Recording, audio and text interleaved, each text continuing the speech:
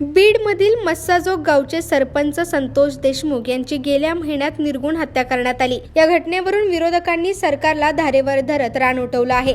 या प्रकरणात 6 आरोपींना अटक झाली असून आणखी एक आरोपी अद्याप फरार आहे। या सर्व हत्या प्रकरणात वाल्मिक कराड आणि त्याच्या मागे असलेले त्यांचे नेते धनंजय मुंडे यांचा प्रत्यक्ष सहभाग आहे, असा आरोप सातत्याने विरोधकांकडून केला जात आहे। आज या संदर्भात सर्वपक्षीय शिष्टमंडळाने राज्यपालांची भेटही घेतली। धनंजय मुंडे यांचा राजीनामा घ्यावा अशी मागणी सातत्याने करण्यात येत आहे।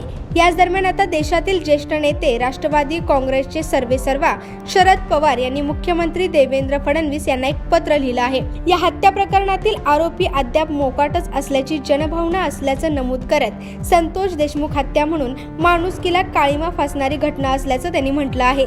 तसेच या हत्या प्रकरणात वेगवेगळ्या मंचावरून अनेक नेते सातत्याने आवाज उठवत असून त्यांच्या जीवाला धोका उत्पन्न होऊ शकतो अशी भीती व्यक्त करत राज्य शासनाने तातडीने या नेत्यांना सुरक्षा पुरवावी अशी मागणी शरद पवार यांनी केली आहे।